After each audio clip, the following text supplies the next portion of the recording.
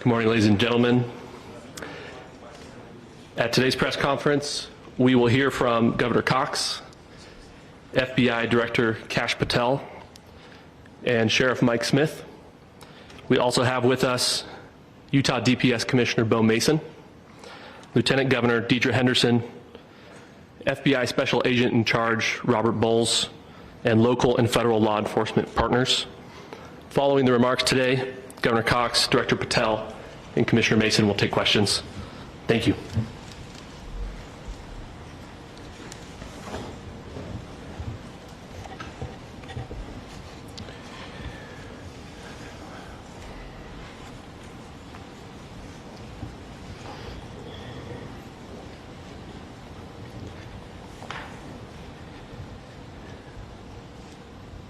Good morning, ladies and gentlemen. We got him.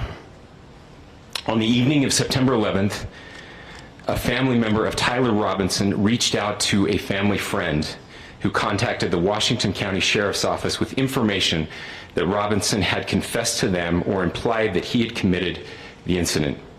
This information was relayed to the Utah County Sheriff's Office and scene investigators at Utah Valley University. This information was also conveyed to the FBI. Investigators reviewed additional video footage from UVU surveillance and identified Robinson arriving on UVU campus in a gray Dodge Challenger at approximately 8:29 a.m. on September 10th, in which he is observed on video in a plain maroon t-shirt, light-colored shorts, a black hat with a white logo, and light-colored shoes. When encountered in person by investigators in Washington County on September 12th, in the early morning hours, Robinson was observed in consistent clothing with those surveillance images. Investigators interviewed a family member of Robinson who stated that Robinson had become more political in recent years. The family member referenced a recent incident in which Robinson came to dinner prior to September 10th, and in the conversation with another family member, Robinson mentioned Charlie Kirk was coming to UVU. They talked about why they didn't like him and the viewpoints that he had. The family member also stated Kirk was full of hate and spreading hate. The family member also confirmed Robinson had a gray Dodge Challenger. Investigators identified an individual as the roommate of Robinson. Investigators interviewed that roommate, who stated that his roommate, referring to Robinson, made a joke on Discord. Investigators asked if he would show them the messages on Discord. He opened it and showed several messages to investigators and allowed investigators to take photos of the screen as each message was shown by Robinson's roommate. These photos consisted of various messages, including content of messages between the phone contact name Tyler with an emoji icon and Robinson's roommate's device. The content of these messages included messages affiliated with the contact Tyler, stating a need to retrieve a rifle from a drop point, leaving the rifle in a bush, messages related to visually watching the area where a rifle was left, and a message referring to having left the rifle wrapped in a towel. The messages also refer to engraving bullets and a mention of a scope and the rifle being unique. Messages from the contact Tyler also mentioned that he had changed outfits. I know there's been speculation as well as to the writing on those casings, those bullet casings, and I believe we have that as well. And I'll share that with you now. So the area north of Campus Drive Road where the suspect crossed over, you saw some of that in the video that we released last night, consists of a grassy area with trees on the edge of the UVU campus. Investigators discovered a bolt-action rifle wrapped in a dark-colored towel. The rifle was determined to be a Mauser Model 98 30-06 caliber bolt-action rifle. The rifle had a scope mounted on top of it. Investigators noted inscriptions that had been engraved on casings found with the rifle. Inscriptions on a fired casing read, "Notices, bulges, capital OWO, what's this?" ? Inscriptions on the 3 unfired casings read, "Hey fascist!" Catch!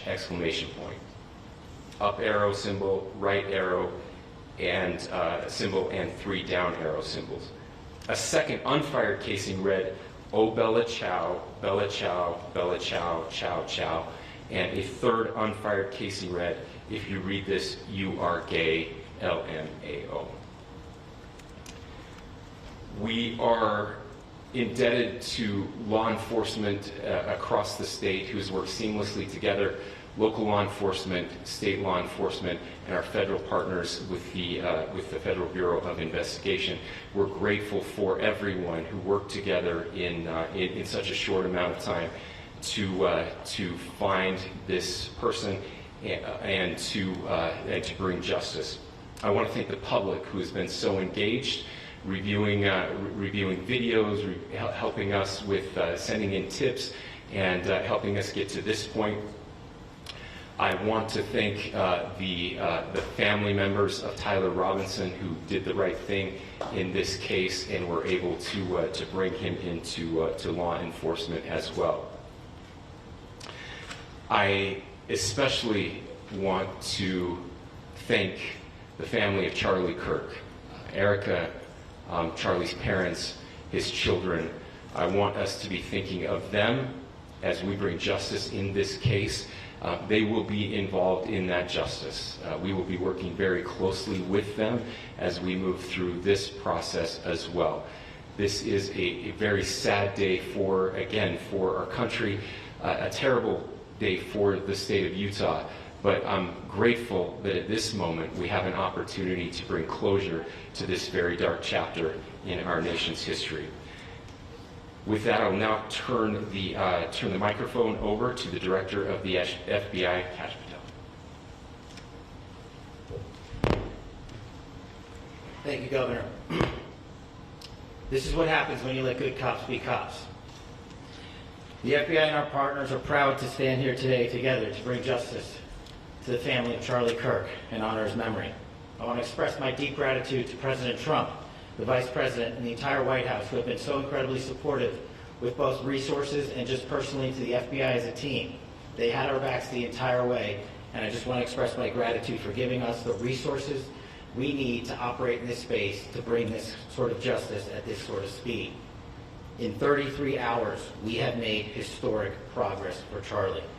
Governor Cox, our partnership has been absolutely incredible these last few days. Our partnership will endure. Your state and local partners, your sheriffs, your DPS community has been unbelievably impressive in the hardest of times. And a case like this cannot be solved, cannot be brought without partnering with your state and local authorities. The FBI has a certain role to play. We will play that role, and we will lead after the federal government. Governor Cox, we are so grateful for your state partnership that led out on this investigation. A little bit of the timeline. Charlie was shot at 12:23 p.m. on Wednesday. The first FBI agents arrived on scene in 16 minutes with chiefs of police at 12:39 and secured the scene. The FBI immediately launched fixed-wing assets. We utilized these assets to transport personnel, specialty technicians, hostage rescue teams. We also utilized these assets to go back and forth from the East Coast and here in Utah to transport forensic evidence and other evidence that will be analyzed and is being analyzed at our FBI laboratories in Quantico and other laboratories, including the ATF. At my direction, the FBI released the first set of FBI photos of the suspect at 10 a.m. local time on 9/11. Then, shortly thereafter, the FBI reward of $100,000 was released at 10:45 a.m. local. Myself and Deputy Director Bongino arrived on the scene at approximately 5:30 p.m. on 9/11. The governor led a press conference last night at approximately 8 p.m. where, at my direction, the FBI released a never-before-seen video of the suspect. We also released new images to the public of the suspect. And just last night, the suspect was taken into custody at 10 p.m. local time. In less than 36 hours, 33 to be precise, thanks to the full weight of the federal government and leading out with the partners here in the state of Utah and Governor Cox, the suspect was apprehended in a historic time period. And I want to highlight what Governor Cox said. This would not have been possible without you, the media, and you, the public. That's why we went so public, so fast, and we're so transparent, and we're committed to that transparency. The crime scene, just a little bit there. It is a large crime scene. State and local authorities, along with federal authorities, process that crime scene quickly. And I even had the ability to walk through that crime scene and walk through the steps the suspect took to learn more about what was needed and what resources we needed to bear to create a full picture for the FBI and leadership back in Washington. Furthermore, thankfully to state and local partners, forensic evidence has been seized and continues to be garnered. Forensic evidence has already been evaluated at FBI laboratories in Quantico and state and local authorities here. We will continue to process evidence as we see it, as we collect it, and we will continue to deliver to Governor Cox and his team. Last night we had a total of approximately 7,000 leads. As of this morning, thanks to your great work, we have over 11,000 leads that were called in to the FBI. And we are running out every single lead that we can. Every one of those leads will be run out. The arrest is a testament to the dedication of good law enforcement being great, and partnerships in law enforcement, which I've tried to highlight as my tenure as the director of the FBI. There is no better relationship for law enforcement than the FBI to partner with state and local authorities, and you've seen it here in these last few days. The FBI Salt Lake field office, along with our offices in LA, Phoenix, Denver, San Antonio, Las Vegas, Pittsburgh, Buffalo, our headquarters component in Quantico, all participate in the FBI. I want to express my deep gratitude to the employees of the FBI, the men and women, the evidence response team tacticians, the special operators, the agents, the support staff. You have done monumental work in historic time when the public, who had a right to demand such an expeditious solving of an investigation, the FBI answered that call diligently, critically important to our nation, and we delivered. And I'm proud to be their leader, and I'm proud to be the director of the FBI. This is very much an ongoing investigation, as the governor said, and we will continue to work with state and local authorities to develop the investigation, to provide them the evidence they need for their ongoing prosecutions, and we will be here to answer every call they absolutely have, as long as it takes, for as long as we need to find and apprehend whatever suspects were involved in this crime. Lastly, to my friend Charlie Kirk, rest now, brother. We have the watch, and I'll see you in Valhalla.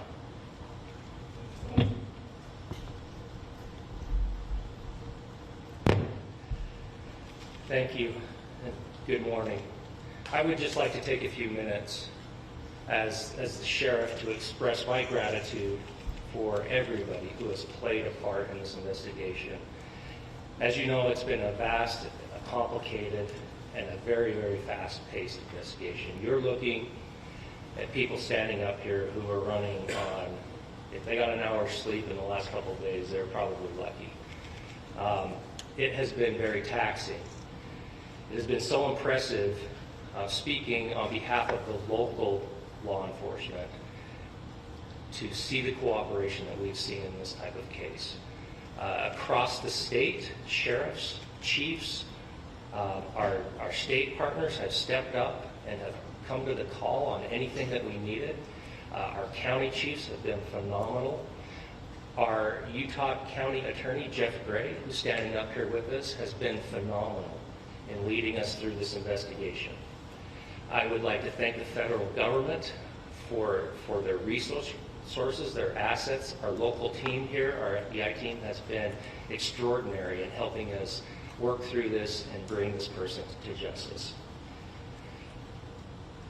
Most of all, I would like to thank the public, and specifically, I would like to thank the public who turned to prayers and who turned to positiveness for us. I would like to thank them on behalf of the law enforcement community, because we needed those prayers. That's what we needed to get through this. We needed your support, and you gave it to us. We needed your patience, and you gave it to us. And I would like to thank you for the Kirk family, because that's what they need, is your support and your prayers, and that will get us through all of this. So thank you everybody that has stepped up. We've had such a phenomenal response to this. Thank you.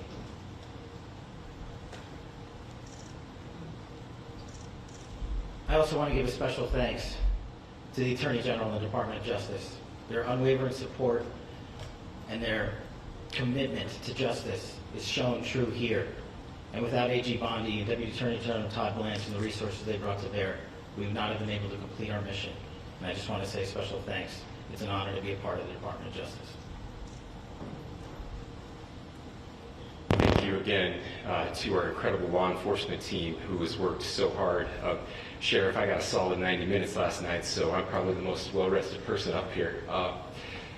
Ladies and gentlemen, I get the microphone, so I hope you'll permit me a moment just to share a few more thoughts about where we are and how we got here, and maybe a little bit of where we go from here. I don't want to get too preachy, but I think it's important that we, with eyes wide open, understand what's happening in our country today. I've heard people say, well, why are we so invested in this? There's violence happening all across our country, and violence is tragic everywhere, and every life taken is a child of God who deserves our love and respect and dignity. This is certainly about the tragic death, political assassination of Charlie Kirk. But it is also much bigger than an attack on an individual. It is an attack on all of us. It is an attack on the American experiment. It is an attack on our ideals. This cuts to the very foundation of who we are, of who we have been, and who we could be in better times. Political violence is different than any other type of violence for lots of different reasons. One, because in the very act that Charlie championed of expression, that freedom of expression that is enshrined in our founding documents, in having his life taken in that very act, makes it more difficult for people to feel like they can share their ideas, that they can speak freely. We will never be able to solve all the other problems, including the violence problems that people are worried about, if we can't have a clash of ideas safely and securely. Even, especially those ideas with which you disagree. That's why this matters so much. Over the last 48 hours, I have been as angry as I have ever been, as sad as I have ever been. And it was, as anger pushed me to the brink, it was actually Charlie's words that pulled me back. I'd like to share some of those. And specifically right now, if I could, I need to talk to the young people in our state, in my state, and all across the country. As President Trump reminded me, he said, you know who really loved Charlie? The youths. And he's right.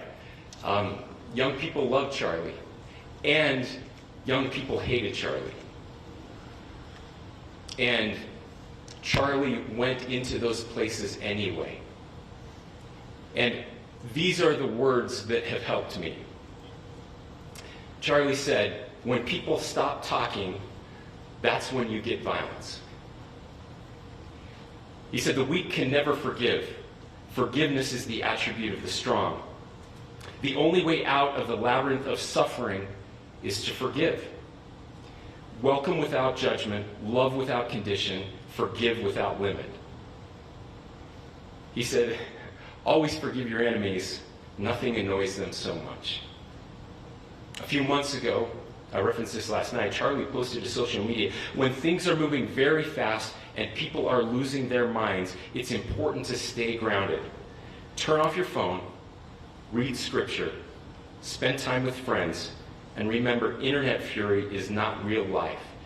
It's going to be okay. He again said, when you stop having a human connection with someone you disagree with, it becomes a lot easier to commit violence. He said, what we as a culture have to get back to is being able to have a reasonable agreement, where violence is not an option. Now, again, to my young friends out there, you are inheriting a country where politics feels like rage. It feels like rage is the only option.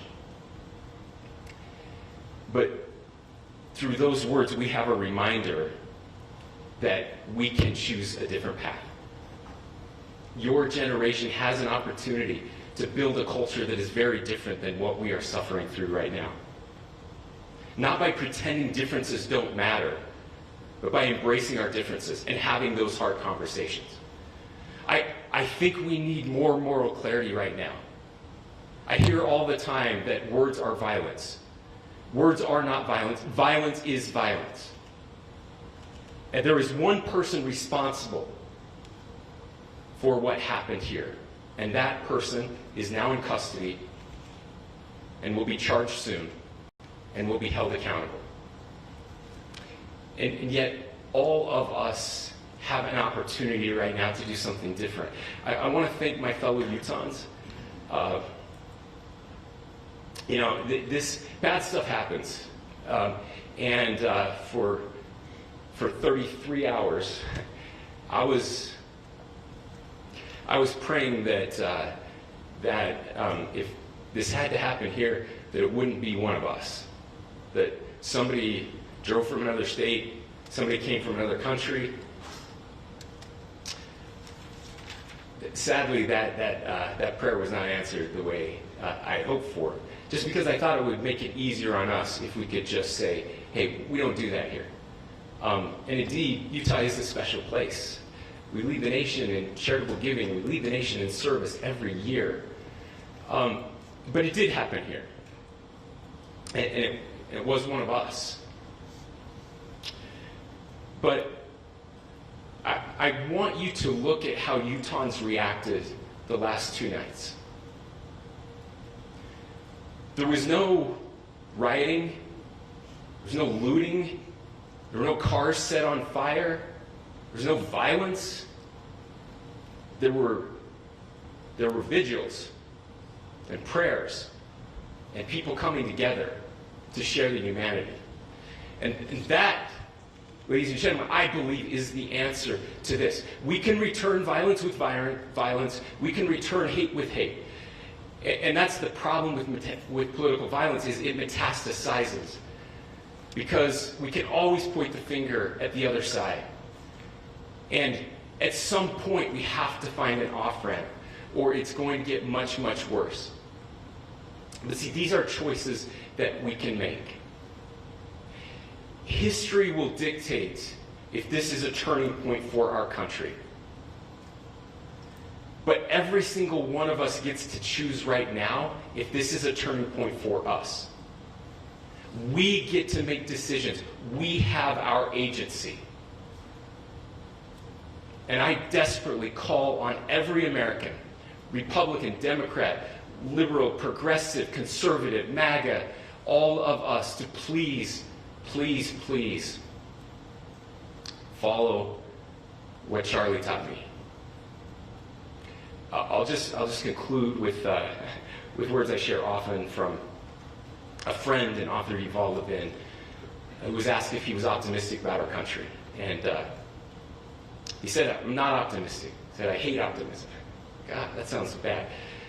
But he said, optimism is a vice.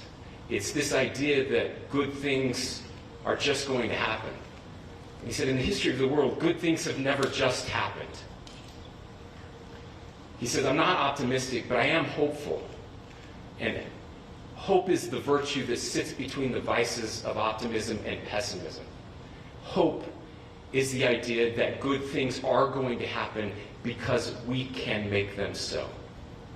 I still believe in our country. And I know Charlie Kirk believed in our country. I still believe that there is more good among us than evil.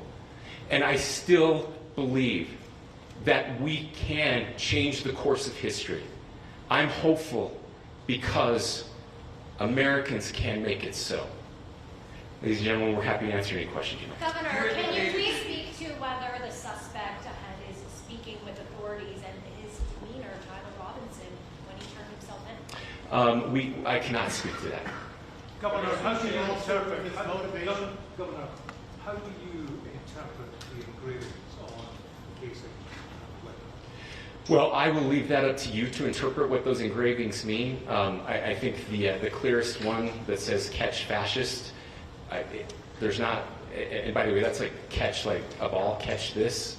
I think that speaks for itself. Governor, So you talked about this level of hatred that this person expressed at a dinner. Beyond that, is there anything in your view that you've discovered that may have radicalized or changed him to prompt him to commit such a horrific act? There's nothing more that we can share at this time. Governor, you indicated that he had been communicating with a friend on Discord about the gun.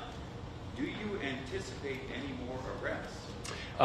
We do not at this time have any information that would lead to any additional arrests. Do you believe he acted alone? Yes, but the investigation is ongoing. Can you tell more about the family, what they had to say about the suspect? How he came into custody of police and where he is right now with drugs? Yes, so right now, Mr. Robinson has been booked into the Utah County Jail.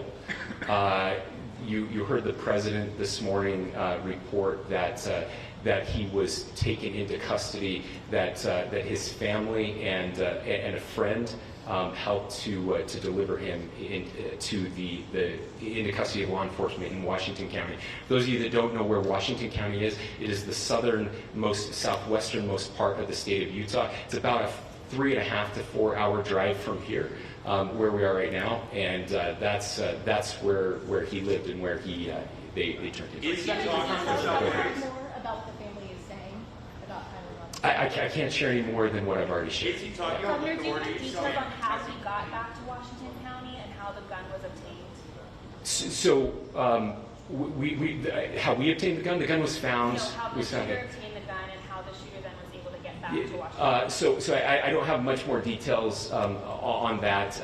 We do know that he drove. We had his car here on campus, and then we had his car going south back to the St. George. It's actually the city of Washington in Washington County. Is he talking with authorities and did he discuss a voting? I'm sorry. Did the suspect plan to carry out any other attacks? We don't have any information that Are you released. going to be releasing the mugshot? Yes, in fact, it was just released. Is he Yes. talking with authorities and did he discuss a voting? I can't answer that right now. Can you clarify? You've spoken very eloquently about trying to reunite this country. Do you feel that this is a watershed in American history? I absolutely believe that this is a watershed in American history, yes. The question is what kind of watershed? And that chapter remains to be written. Is this the end of a dark chapter in our history or the beginning of a darker chapter in our history? Look, I mean, if you look at true political assassinations in this country of someone of this stature, this feels a lot like the late 60s. And having one so gruesomely displayed on camera in all of our hands and in all of our pockets, we are not wired as human beings biologically, historically. We have not evolved in a way that we are capable of processing those types of violent imagery. And by the way, we've seen another one with a gruesome stabbing very recently that went viral. This is not good for us. It is not good to consume. Social media is a cancer on our society right now. And I would encourage people to log off, turn off, touch grass, hug a family member, go out and do good in your community. That is happening, and it's happening organically right now. I had a friend in a small city in Utah who said, we're getting together, the Republicans and Democrats in my little town are getting together to have a discussion last night, just to find a way to find their better angels. So yes, this could be, I mean, again, you have to go back to JFK to have seen a video live of something like this happening. I wasn't born until 1975, but I know that things were really dark in the late 60s. Sorry to some of you. I know some of you were there. This is our moment. Do we escalate, or do we find an off-ramp? And again, it's a choice. It's a choice, and every one of us gets to make that choice. Two more questions right here. Could we clarify that the release of those enhanced images at 8 p.m., the timeline that Director Patel gave us, led to the arrest at 10 p.m.? Is there a direct connection between those two events? I cannot comment if there is a direct connection or not, but all I can say is that that through some process, the family came to know that this had happened. One more thing, Governor. Could you just clarify the clothing issue you mentioned earlier? Was he changing outfits? Correct. Could you just clarify this? Yes. So when he's first spotted on campus, he has different clothing on, and then he changes clothing on the roof, and then changed back into that clothing at some point, so that when he was apprehended, when he was arrested, the clothing matched the clothing he had on before the shooting here at UVU. Last question here. You said that the suspect was from Utah. Can you kind of tell us a little bit more about where, and was he a student here at this university, and is there any history of mental illness? Yeah. So I don't have any information on the mental illness part. He was not a student here at UVU. He was living and had lived for a long time with his family in Washington County.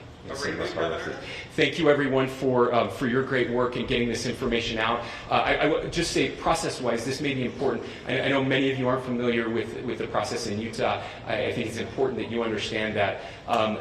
Basically, we have 3 days for charging documents to be filed.